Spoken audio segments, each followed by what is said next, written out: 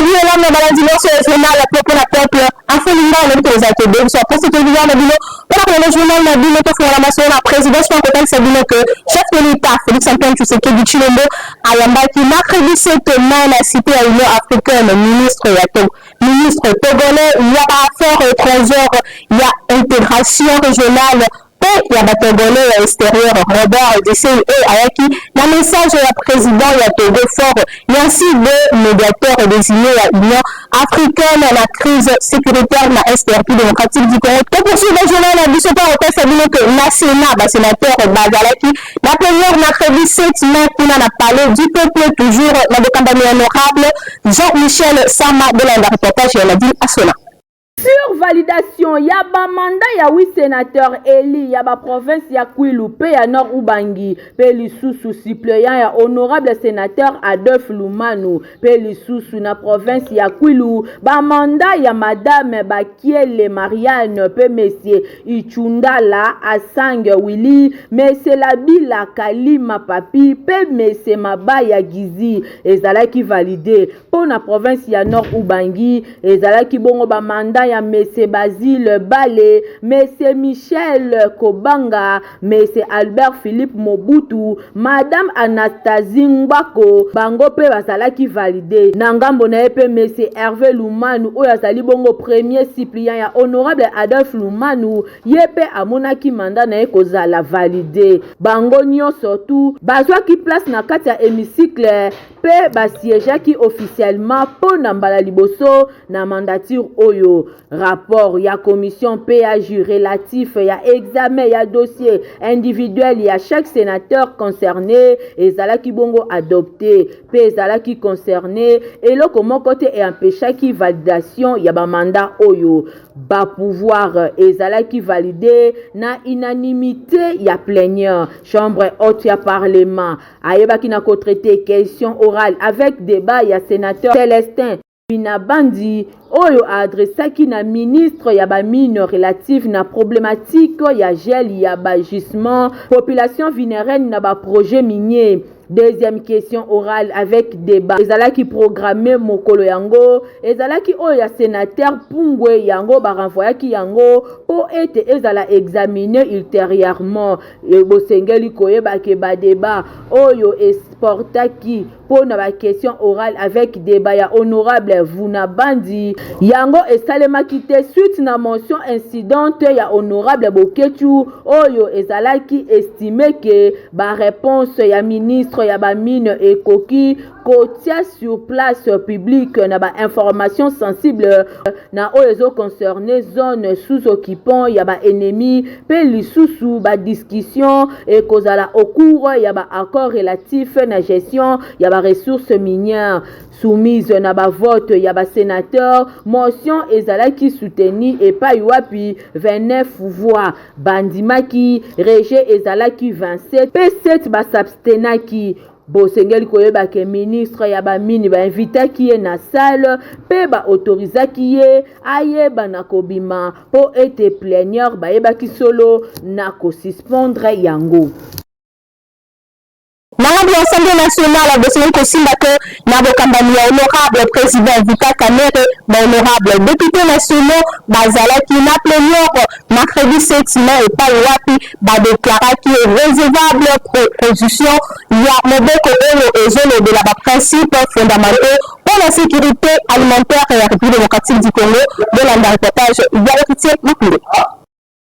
Ba député nationaux ba sanganaki mercredi 7 mai 2025 et pa wapi ba kambamaki na Vital Kamerhe président ya Assemblée nationale ba déclaré recevable proposition ya loi oyo ezali kolobela ba principes fondamentaux ya sécurité alimentaire na RDC ba préciser que importance ya kozwa loi oyo na RDC ezali bongo kotalisa komatisa indépendance pe yango ezalaki porté liboso ya représentation nationale ba député nationaux Tado Katembo pe Alexandre Kambale ça boye proposition ya loi oyo balobi ezali urgence pe nécessité ya accès na alimentation adéquate ezali droit moko reconnu na déclaration universelle ya ba droit de l'homme pe na convention internationale ya ba droit de l'enfant liboso ya ba indicateur pe ya sécurité alimentaire na RDC yango ezali vraiment rouge mobeko oyo ezali kotalisa importance moko ya makasi et tomber na tango ya malamu bosimba ke proposition oyo ezali kolobela ba principes fondamentaux ya sécurité alimentaire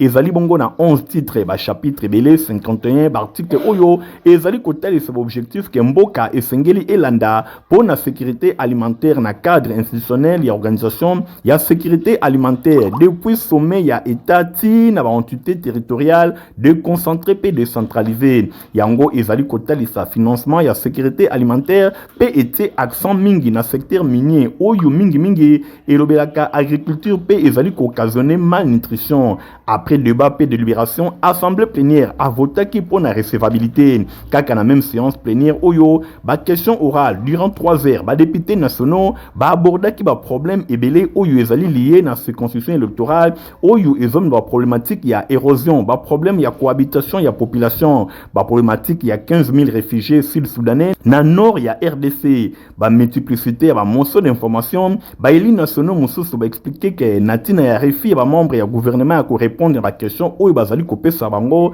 na représentation ya peuple natina wana boy numéro 1 ya chambre basse ya parlement professeur Vital Kamerhe a reconnaître na ba élu légitimité ya ba revendication pe a confirmer jeudi 8 mai début ba plénière oyo ezali dédié na ba contrôle parlementaire boy natina wana question ya ba immunité ya élu ya peuple na sujet wana président de l'Assemblée nationale expliqua qui correspondance oyo adressa qui na président ya cour constitutionnelle ezalaki bongo transformé na oyo etali polémique entre l'institution ibale kasi ezalaki pona bango koluka respect ba texte oyo ezali ko régir république na tina wana huis clos ezalaki clôturé na séance plénière. Nationale ya plénière ya mercredi 7 mai pour la consignaler le président de la chambre basse du parlement honorable Vital Kamerhe a salaki mise au point pour la consigne sa polémique au évolué entre cours constitutionnel et l'Assemblée nationale en rapport et action judiciaire contre honorable Matata Pone Bolanda. L'Assemblée nationale n'était pas officiellement informée par la Cour constitutionnelle du dossier Matata, si ce n'est l'intéressé lui-même, ici en plénière, en présence de tous les députés, pour dire qu'il est convoqué pour être jugé. Et votre président a écrit à la Cour constitutionnelle, non pas pour susciter un pugilat entre des institutions, mais pour rappeler seulement l'article 107 de la Constitution et pour dire que ce sont des questions en tant que grands responsables nous pouvions traiter sans étaler en public. Puisque si le président de la Cour constitutionnelle m'avait écrit, j'allais l'appeler pour lui rappeler 2 ou 3 petites choses seulement. Puisque les juristes sont très forts. D'abord, j'allais lui poser la question en quelle qualité lui peut interpréter la loi. Il est président de la Cour constitutionnelle, mais n'est pas la Cour constitutionnelle. 2, nous avons des cas dans le passé. Le sénateur Salomon Escadella, n'est-ce pas? Mais on avait abandonné les charges contre Salomon Escadella quand il est devenu sénateur. Ils étaient embêtés, n'est-ce pas? Mais nous avons les cas de Matata lui-même. Mais c'est eux-mêmes, après avoir levé les immunités au Sénat, qui ont dit nous allons stopper la procédure de Matata, je ne sais pas quoi, le Sénat avait donné son autorisation, pour lui permettre de se présenter comme candidat président de la République et député national. Est-ce que Kamerhe était là? Mais alors, et s'il était élu président de la République? Je pose la question. Et s'il était élu président de la République, ils allaient faire quoi? Avant de poursuivre, je vais vous rappeler notre cas qui s'est passé en dehors de notre pays. Vous savez que plusieurs charges pesaient sur les candidats Donald Trump, n'est-ce pas, aux États-Unis, oui ou non? La juge, c'était une femme, si je me souviens, avait dit « Je suspends toutes les poursuites contre Donald Trump pour lui permettre de se présenter librement et sans aucune pression comme candidat président de la République. » Peut-être que la dame croyait que Trump allait échouer, mais il est passé président. Maintenant, c'est lui qui commence à arrêter les gens qui devaient l'arrêter, lui. Vous voulez que notre pays fonctionne comme ça vraiment? Maintenant, l'honorable Matata a acquis de nouvelles immunités. Il n'est plus sénateur, il est député national. Alors, la seule question est de savoir, quand vous dites oui, ça, la procédure avait commencé, ça ne concerne pas, mais il est député national revêtu du titre d'ancien Premier ministre. Donc, il faudra qu'on fasse attention aux choses que nous faisons maintenant, puisque demain, ça peut nous rattraper nous-mêmes. La nation en primature, c'est une consigne que le Premier ministre Judith soumis à président qui réunion la comité la conjoncture économique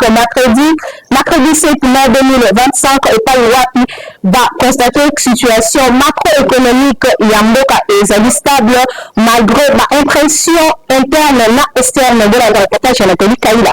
Situation macroéconomique yamboka ezali stable malgré la pression interne et externe yango et l'obama qui na réunion ya comité ya conjoncture économique où ezala qui présidé et paye ya premier ministre Judith Suminwa Tuluka gouvernement azali déterminé qu'on trouver la solution pour na ba résultat malamu ezala enregistré sur le plan économique yango ezali kotalisa quotidien ya population vice premier ministre ya économie nationale Mukoko Samba a confirmé stabilité ya ba indicateur ya cadre macroéconomique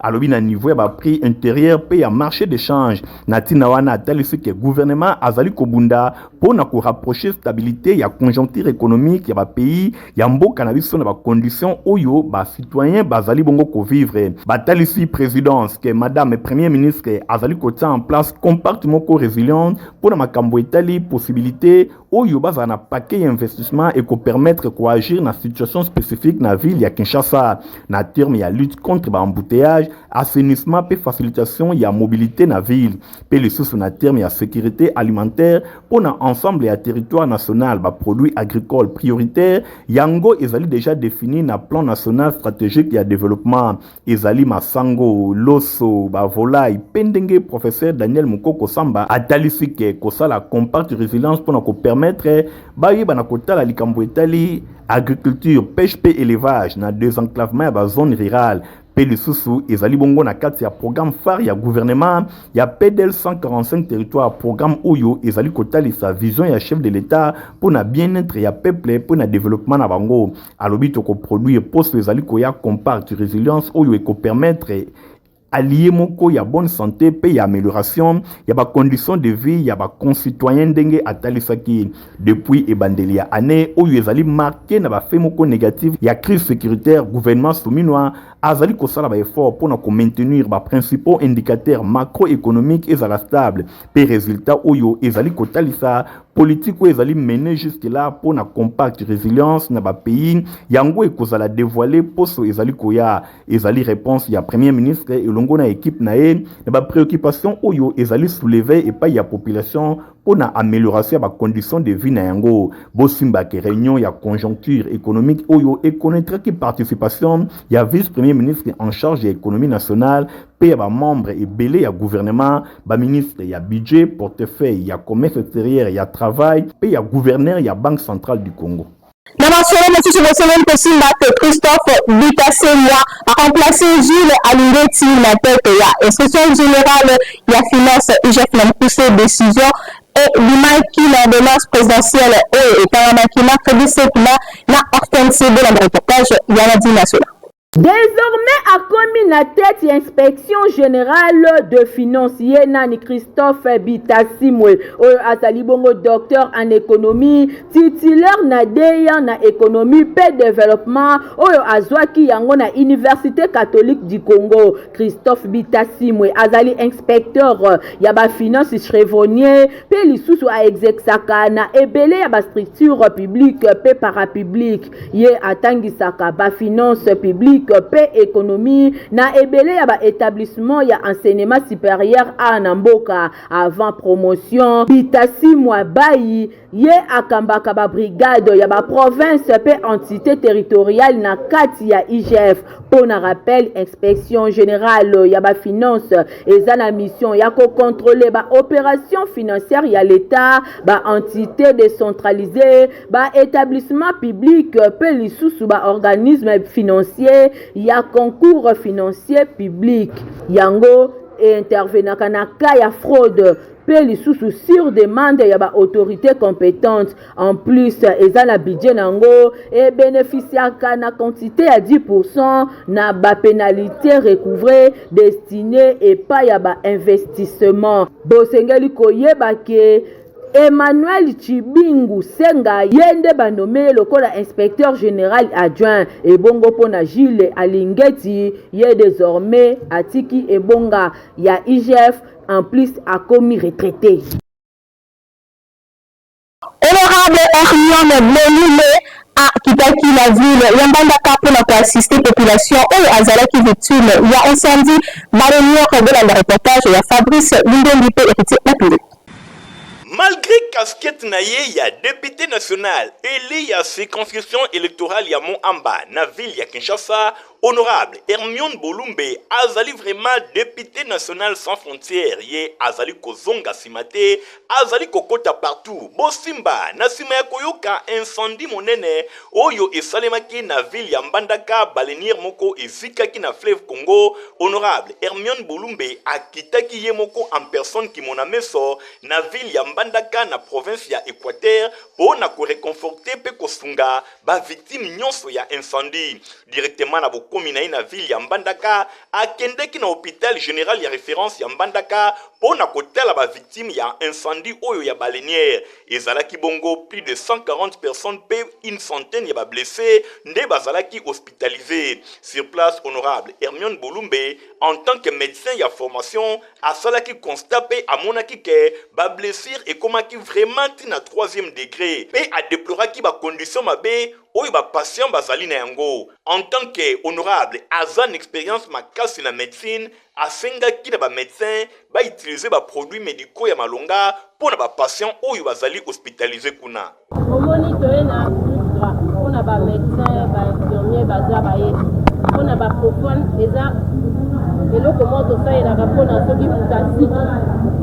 boko remarquer que ba brûler na biso mususu bazawa bakomi déjà na sepsis. Je suis médecin na bandeko nanga awa na ebisi bango bakokende na bloc opératoire tala ba carton ye ezebele awa ezate na Mbandaka ezate déjà fait moko boye ça vous coûte 7000 francs. Donc parlement epesi oyo ekokai kosala oyo bakokende na bloc opératoire ba nettoyer ba plaie ba décaper parce que ba pota ekomi na ba mapina a nettoyer ba tie oyo so ba tie oyo nzinza kote le matin et puis yango nde kausaka pota ya kozika. Sur place local la maman malamu honorable Hermione Bolumbe a remetaki na ba malade nyonso enveloppe moko ya kafu kafu dont ya assemblée nationale bongo na sima ya kotika hôpital général ya référence akendaki ye moko sur place epai wapi drame esalemaki epai wapi balenière oyo ezikaki na fleuve Congo abangaki te pona kotala pe koyeba eloko nini vraiment ekomaki pe kosala ba recommandation afin que makambo ya boye esalema lisusu te. Nous sommes arrivés, nous allons faire un travail à la fin. On va donner des recommandations. Déjà, ce qu'il faudrait retenir est qu'il y a déjà une note circulaire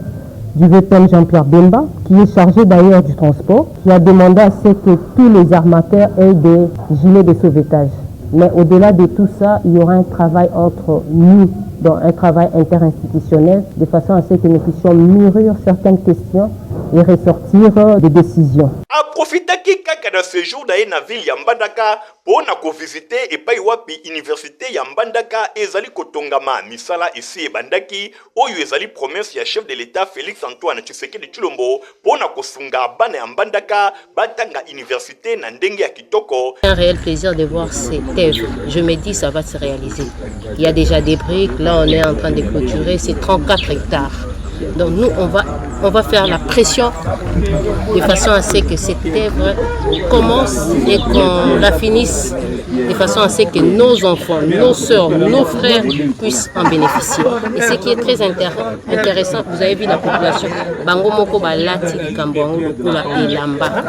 C'est ce qui est plus important. Na mosala kitoko pe ya malonga oyo Hermione Bolumbe azali kosala yango ezali komonana mama ya mpiko mwasi ya mayele honorable député sans frontières ezali kotalisa vraiment que azali kobunda pour la réussite ya deuxième mandat ya chef de l'État Félix Antoine Tshisekedi Tshilombo Fachi Beton.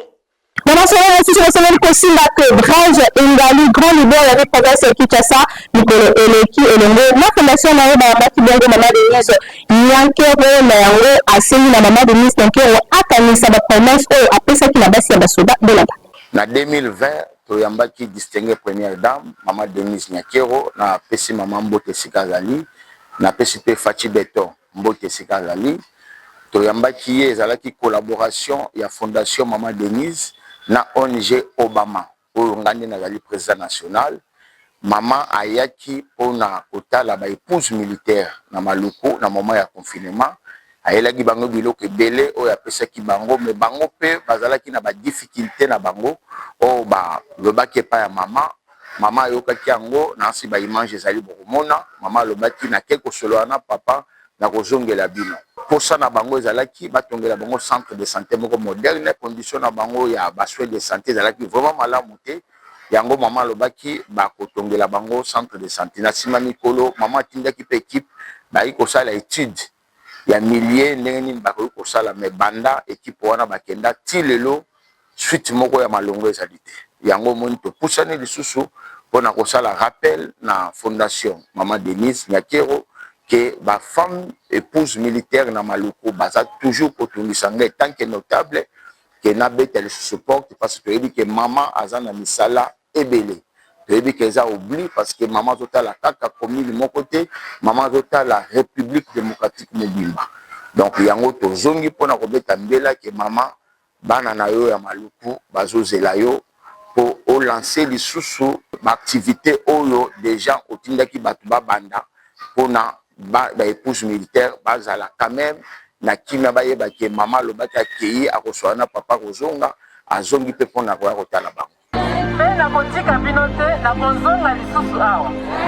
Dans son éducation, c'est même possible que ma élève maternelle et complexe scolaire, Mama Pemba, école et fondation Meramburo, Bakitaki, l'intervient dans le cadre de l'école promenade de l'Andaïkatage, c'est la plus belle paix, la Dilante. Ba élève ya complexe scolaire Mama Pemba oyo mingi penza ya maternelle tango nyonso bazali ko s'appliquer na ndenge ya malamu théorie ezalaka tango nyonso accompagné na pratique ezalaki bongo mokolo ya mercredi 7 mai 2025 bakitaki na nzela elongo na ba madame to ba encadreur na bango objectif ezalaki kotalisa bango makadam to pe bisika nini nzela mituka ezali koleka pambate ba yekolaki ba moyen de déplacement yango ezali belé, moto, voiture, vélo, camion, pousse-pousse, pe bongo na bongo. Sur place, balakisa ki bana maternelle, ndenge nini ko traverser nzela, soit lokola bazali bana mike, ko intéressé mokolo asunga yo topé ozala prudent, otala de gauche à droite, pratique oyo intéressé ki, ba élève ya complexe scolaire Mama Pemba ya maternelle na ndenge ya kosakana te,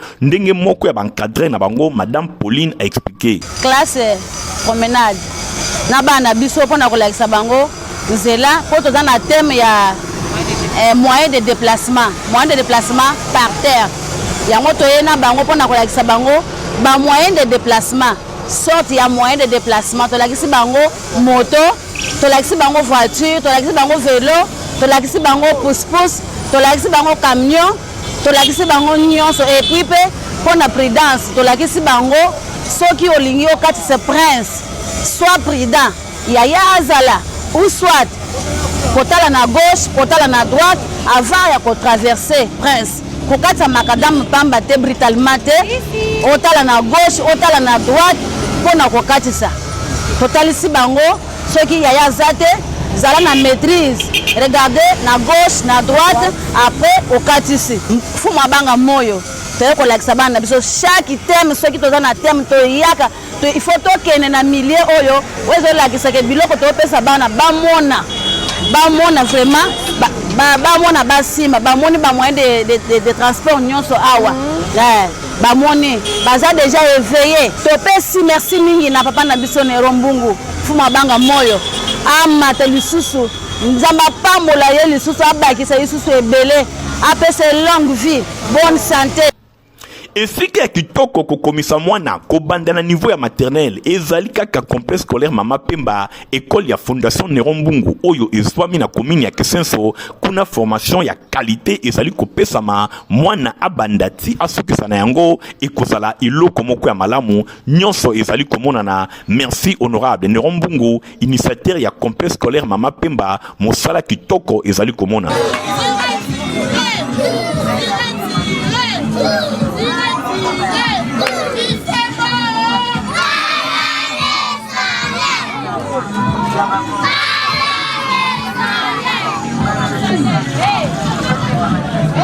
Dans la religion de Seigneur Kosimba que la Bokamani pasteur Médard Kakolongo église le rocher frappé balongo 10 semaines à ma bonne de Reko Banamokolea. Lundi 26 mai qui est dimanche 1er juin matin la délivrance église et j'ai mis la venue mon na numéro 41 la commune Yakasavu de référence d'un repassement à ce ça et force de la reportage événement et na kachaka savubu bana na nzambe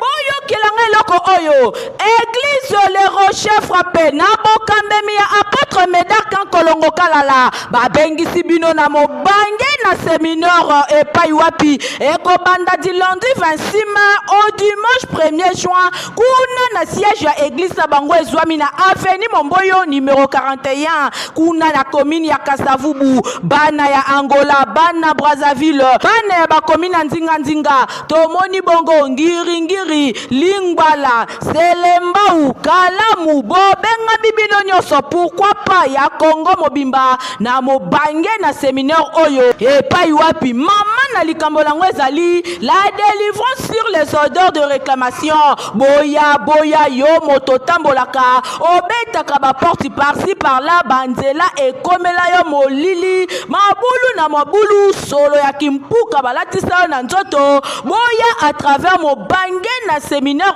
oyo kolo akomi monisama bana na nzambe bobenga mibino nyonso tu na avenue Momboyo numéro 41 kuna na commune ya Kasavubu boza mobimba boya na séminaire oyo epai wapi ekobanda lundi 26 mai kino dimanche 1er juin oyo na semaine ekobanda kosalema de 16h à 20h e bongo mokolo ya dimanche kozala somo kitu moko ya kafu ekobanda de 7h30 à 10h30 boya ebele kolo akosokola bino akolongola bino basolo ya mabe ya mvindu oyo moyini satana alatisa bino nde tolobi ete mwana nsambe osala na Brazzaville osala wapi toutes les communes ya Kinshasa tozokuta na biso basolo Kasavubu cette fois-ci basolo ya molili oyo totambolaka nango partout makambo ezosimba te mbaloyo makambo kosimba advienne que pourra oya lokayo fatuna mama na ye okotsanga kindoki pona nini kuna à travers ba prière ya makasi bokozala parfumé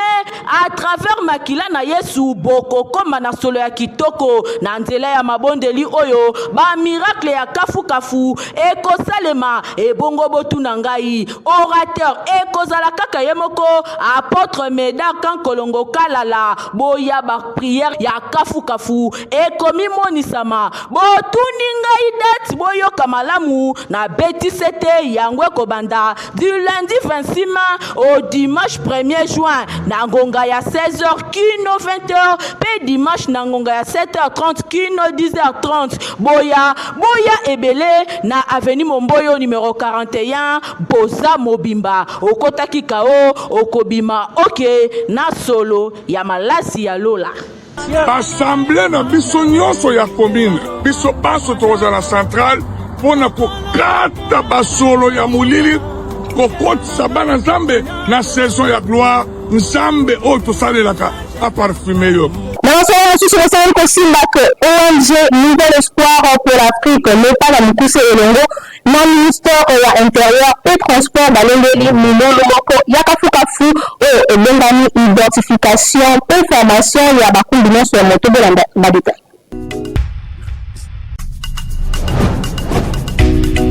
Ozali mokumbi tukutuku tope motard ozali na mokumba monene na ekolo kasi bokengi na nzela pe mibeko ya mosala ezali na ntina mingi na Congo démocratique Nayango, ONG Nouvel Espoir pour l'Afrique n'est pas Nabosangani Longo na ministère ya intérieur, na ministère ya transport, babongisi milulu minene na oetali, boyebi, pe mateya ya bakumbi tukutuku tope, identification et formation des motards. Ezali likambo na yo. Mabongisi yango ezali pona kobongisa bokengi na nzela tope sécurité routière kopesa tope kokamba na malamu koleka mosala ya bakumbi tukutuku na kati ya mboka ya Congo démocratique. Elongo na ONG Nouvel Espoir pour l'Afrique ezalaki ndoto tobule pe tosali. Tozali na bakommunauté nécrologique de la dernière sur na ngone le Congo ya tsina ko. Molili yeye famille Lebo bazana mawakwebisa na bandeko baninga pe bayibai na bango nyonso liwa ya papa na bango Lebo Rombo oyo akufaki depuis lundi 5 mai 2025 boye programme ya matanga ezali boye mokolo ya jeudi 15 mai 2025 de veillée mortuaire ekosalema bongo mokolo ya vendredi 16 mai 2025 ekozala bongo bokundami na cimetière ya Nsele Bambu boye na sima ya kolongola nzoto ya mowei na camp militaire Tchachi. En attendant matanga ezali kosalema na lopango ya libota oyo izwami na avenue Jamena numéro 9 na commune ya Ngaliema référence grammalique Areki Tomesa tika ete communiqué oyo ekomela bato nyonso bayebaka papa Lebo Rombo. La peuple est comme la soupe à casser le cabana de personne que tout ça merci. La Christian qui est levé, il y avec le la caméra, peu montage, cinématique. Pas un Christian qui est levé, il peut Fabrice, Ndembi, je vois la peuple les attaques supervisées par un moko. Héritier, Mapindé, la édition que vous avez été dans la ville à son appel. Nathalie Kaïla, Betty Kamalam, au revoir.